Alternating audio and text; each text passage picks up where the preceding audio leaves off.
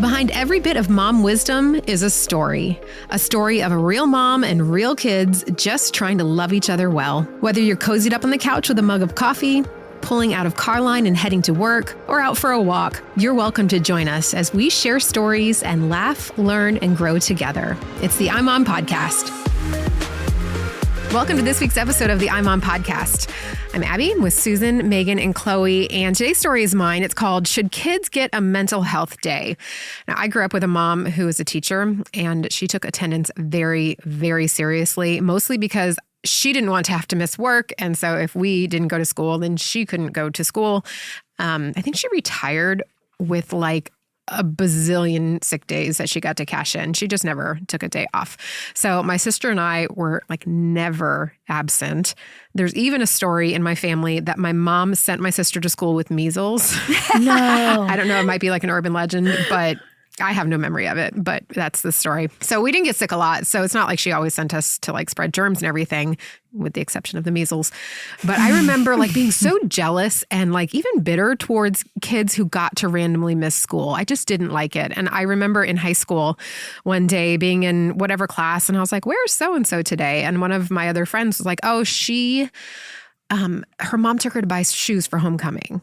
And I was like, so like during the school day? Yeah. And so she gets to miss the whole day. Yeah. And I just was so frustrated by that because that would never happen in my world. And so I tend to get a little bit like judgy and self-righteous when it's probably actually jealousy that I'm feeling about it. Because even now, when I see parents take their kids like on a vacation that are not part of the days that the school has given days off, I get really annoyed by that. And I'm not proud of it. But I guess I'm a rule follower and sometimes I just take the rules too seriously. So now like if my kids ask, can we miss a day of school? My reaction is always, no, you're going. So at this point, they're in elementary. They're only asking to miss a day because they want to sleep or because they just want to stay home and watch TV. But now there's this growing trend around the country, and there's 11 states and DC, where they're allowing kids to take mental health days. And it's actually counted as an excused absence. And Megan, Virginia and DC are both in that list. So you should prepare yourself to take James to preschool or have James miss a day of preschool probably. For his mental health. Yes. At 3. Well, he cannot miss any more days because he gets every physical illness. So he cannot afford to take a mental health day. Physical health days. One of my friends told me that her son is in the other 3s class at our preschool.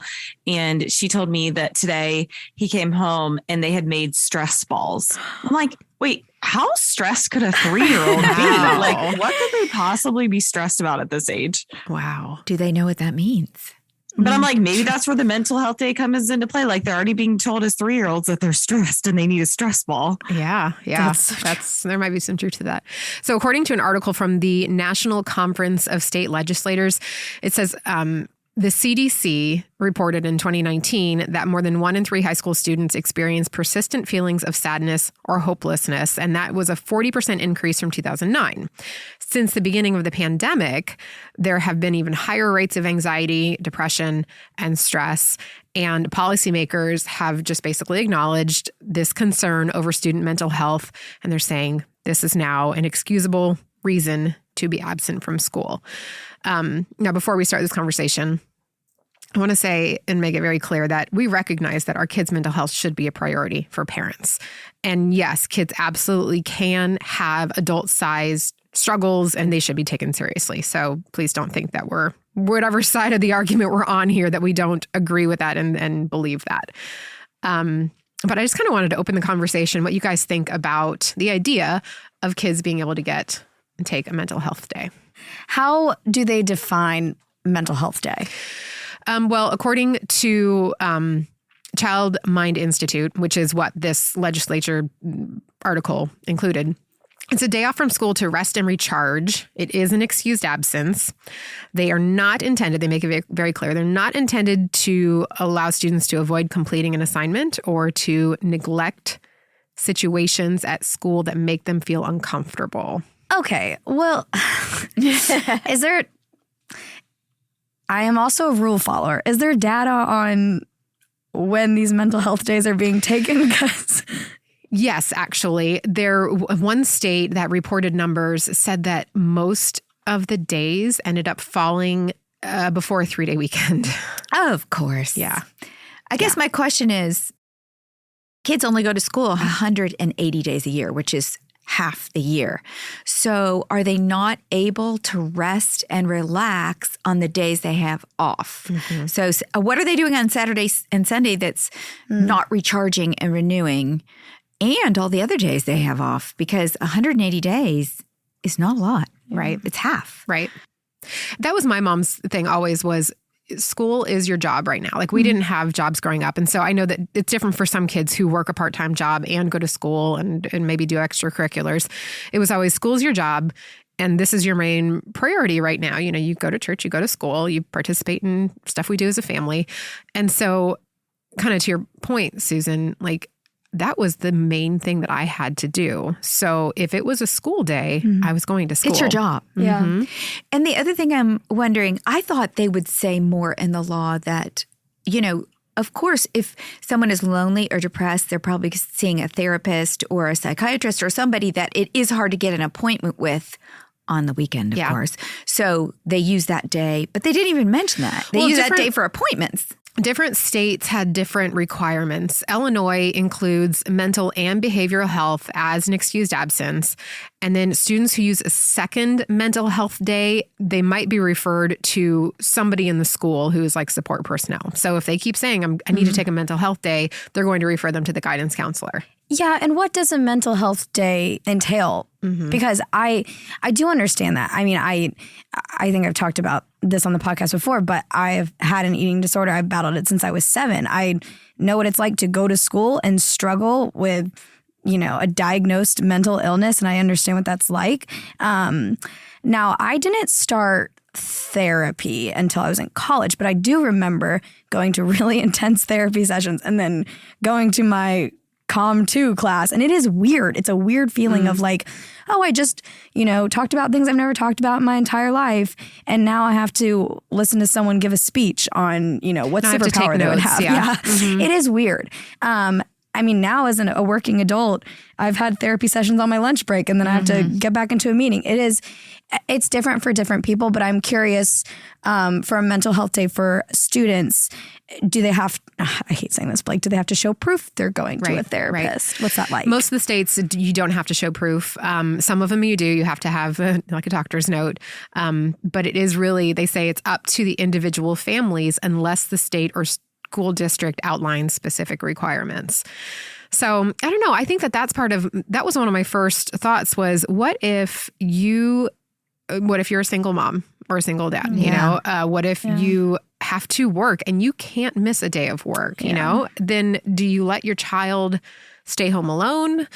If they really are struggling with something, like if it's depression or something really heavy and not just a little bit of stress or whatever, like, do you want them to be home alone? Right. Because that's my other thought is, you know, I think what is considered a mental health day may vary from person to person, but I know for what I struggle with, if I'm, you know, sitting on the couch all day and isolating myself and not talking to people that I love, that's going to make just my situation worse. So like you said, if a child is left unsupervised on a mental health day and they really need a break, I don't know what that's going to do. Yeah.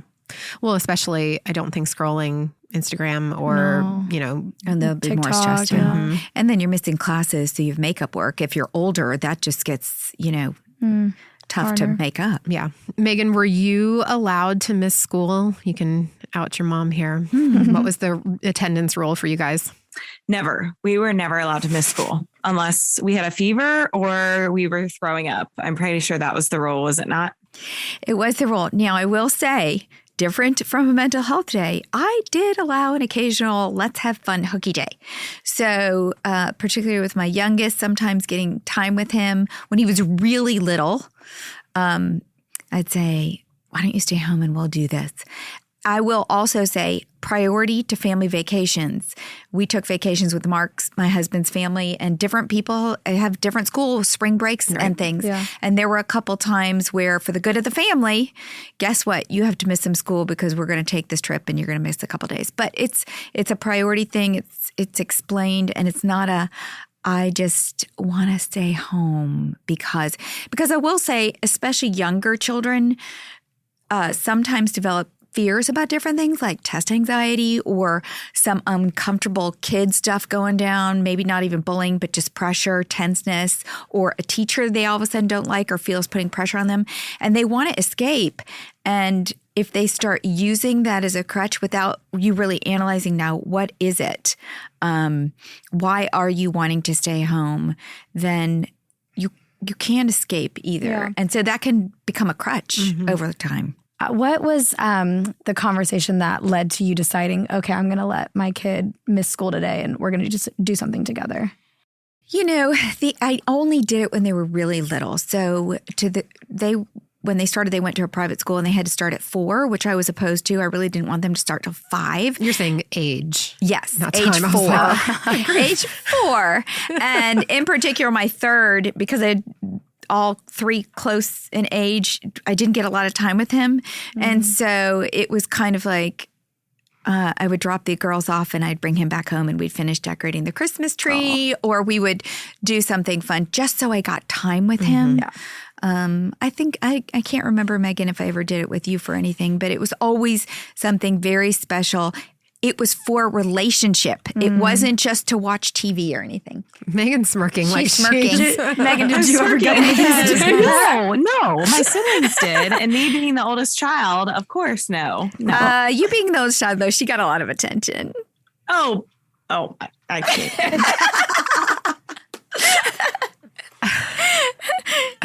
See, I think that if I look at my 2 kids, I think they would both benefit maybe from a hooky day. Now, I don't know if I would call it a mental health day because I think that that's just not the need for them. But the big one is a little bit more high strung and kind of anxious about stuff. And then the little one really could just use some time with me, like you said. So I think that's great. I don't think I have the, what's the word? It's not courage, but I don't know if I can let go of my rule following ways to pull them out for a day. But I think that, like you said, how do you know that your child is not trying to take advantage of the word mental health? So this is funny because manipulate it. There's so much out there also about grit. And do our kids have enough grit to make it today? So there's this one group that's super competitive and fighting for academic or athletic or whatever it is, prowess. And then there's this other group that I feel like, okay,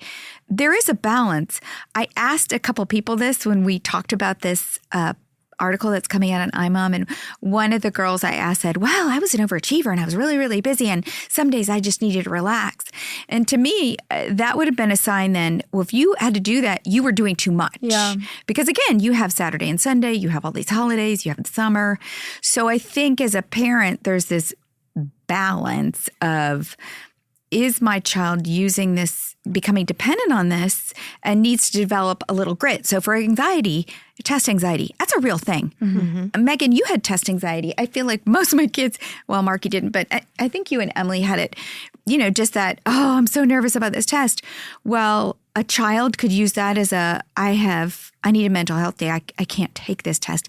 But then what's going to happen next time they have a test? You have to learn behaviorally how to handle stress, not evade it. I dated this guy all through my high school career, and he cheated on me so much. And and you needed a mental health day from him? Well, that's honestly, that's what I wanted, because there was a season where every day I would show up to school and there would be new rumors, and it was so embarrassing. And like, he was so good. He would get girls to lie for him. And Chloe, it was really, it was just really like mentally manipulative and everything. you deserve better than that. Well, She got thank better. God She I got better. But I do remember that feeling of like, I don't want to go to school, but that wasn't an option for me. And I will say, as horrible as it was, and like, I had like physical sickness because I was so anxious. I didn't know that was anxiety then, but showing up, being brave, facing the music, it taught me a lot. And I will say, like, you know, obviously good ended up happening. I ended up ending things with him eventually. Because you learned that you don't want to marry that kind of person. I was glad that I did have to face that. And I did have to go through, you know, just trials of some sort. And I think that was one of the most anxious I've been in my life. And I do remember, my parents never let me skip school, but I do remember a couple times they were like, you're not making plans this Friday night. You're going to stay home. Right. I know you have a free night Friday, but you're going to use that time to stay home and relax. That's great. Yeah, I think that that's one of my takeaways from the whole thing was like, if you are letting your child take a mental health day, or your child says, I need a break from school, but then that weekend is still packed with practices and outings to this thing or whatever. I mean, if it's packed with things that are not helping them regain some better health Balance, mentally, then you're out of whack. You know, it's not you can't skip school, but then do everything after school. Like that was always my parents' thing too. Yeah. Well, if you're going to be sick, then you're missing practice. Yes, you're missing everything else. So, you know, if Disney World is your kid's happy place and they can feel relaxed and stress-free, then okay, then go. But if that is just another example of run, go, then that needs to not happen that weekend after they take their mental health day. Has anyone, I'd be curious to talk to an educator, I don't know, someone that how they feel about it, you know, how they've seen it benefit or not, you know, kids. Well, I think it's still pretty new. I mean, most of these states just started doing this within the past couple of years. So, I mean, I'm sure that kids were allowed before to have an excused absence for, I mean, I don't even remember with high school and like excused versus unexcused absences. Like, did you have to bring a note? Is that how it works? Yeah. It's been so long. I did have to bring it out.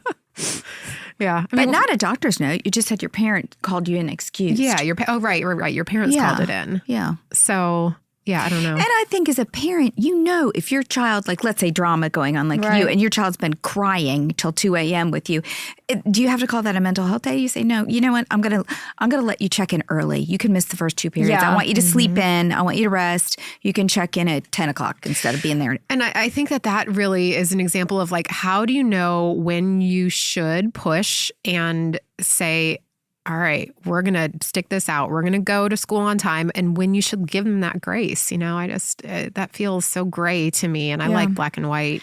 I think some of it depends on what was it self-inflicted too. Like, is this a result of you making a bad choice? Then you need to go tough it out. Now, in the case of is your child being bullying a lot or something like that, well, that may be a chance to step in and say, do we need to move schools? Do we need to get you in a different classroom? How are we addressing the underlying reason for why you are so mentally distressed? Yeah. I think that, I think my parents maybe pushed a little too hard.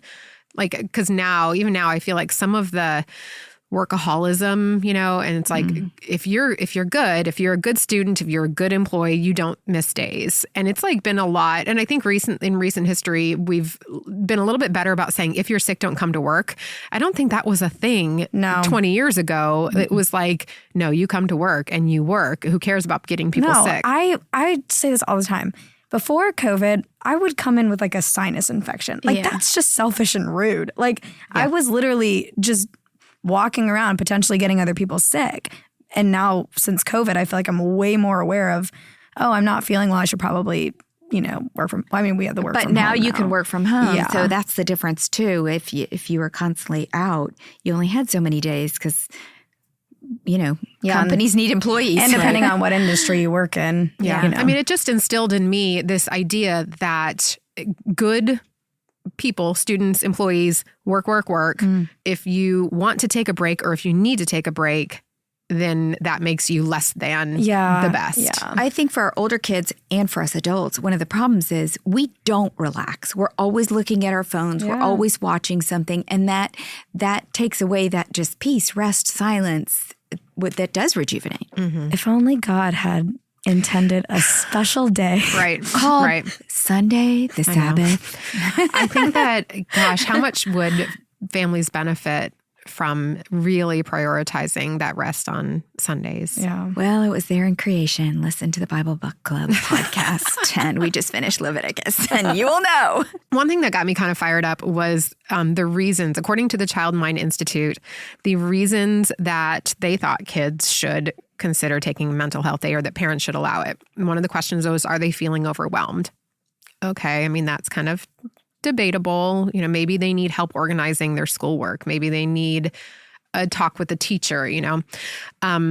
Did something happen at school that was upsetting, like a fight with a friend or an embarrassing moment in class? Are they worried about their schoolwork? I was like, no. You still go to school if you're worried So about your they're schoolwork. saying these are questions you ask. These are valid reasons to stay home. Yes. And see, that's what I think these are valid reasons to talk. Yeah. And to give them the behavioral, tools they need Yeah.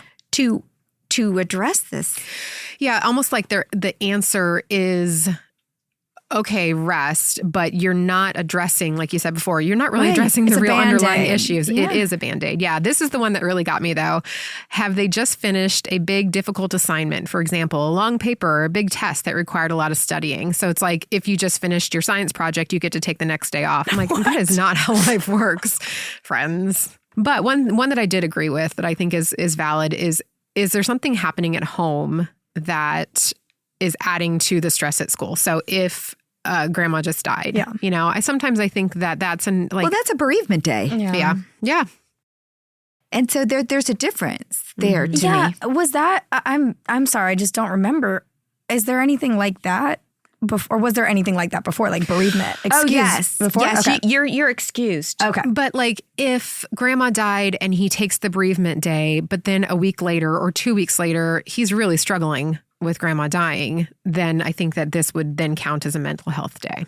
Oh, okay. You know what I'm saying? Yeah, I do. It's like an extension of what was already being done in that area. Gosh, that's amazing, those other questions, though, because to me, those are not reasons to stay home. You have to learn to manage your workflow and that pressure. Yeah. Well, yeah, because did something, I'm not trying to sound insensitive, but did something happen at school that was upsetting? Well, what about when you're in a meeting and something happens that's upsetting? Like, Well, not only that, what happens yesterday? I had literally 2 screaming sick children.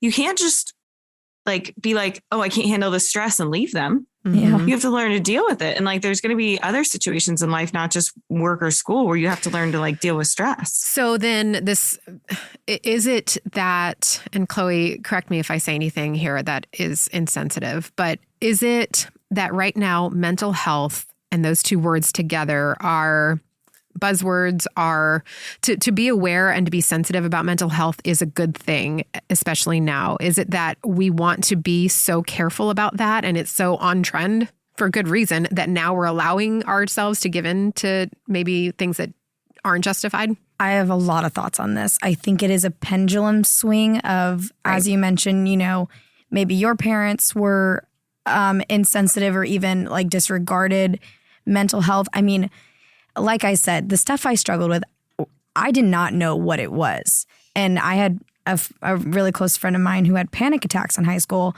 and I didn't know what that was. She didn't know what that was.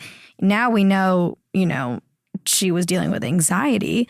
But I think, some of our parents now, we grew up in a generation where mental health was not regarded, it was not identified, and now we are being so sensitive to it that sometimes it can go, like I said, the pendulum swings maybe too far. Yeah. And I think a lot of moms probably have a fear that they push their child and, no, you're fine. I know you're crying this morning, but you're really fine. And this fear that maybe it's more than that. And I feel like that comes from a good place. I mean, you're wanting to not push your child too hard, but it's, I don't know. It is gut wrenching. I've been there. When they're standing there, they're so pitiful, and you're just like, oh. Yeah.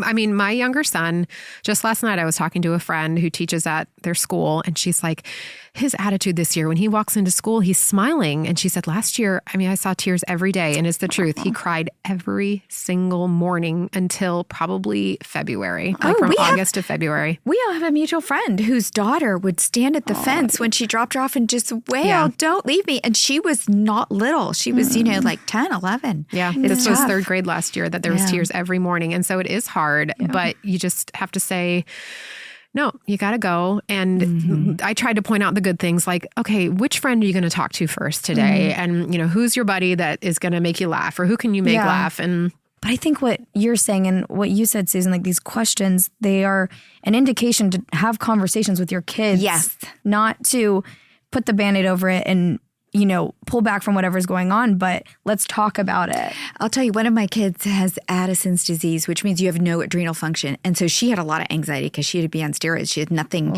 Your adrenal gland is what helps you handle stress.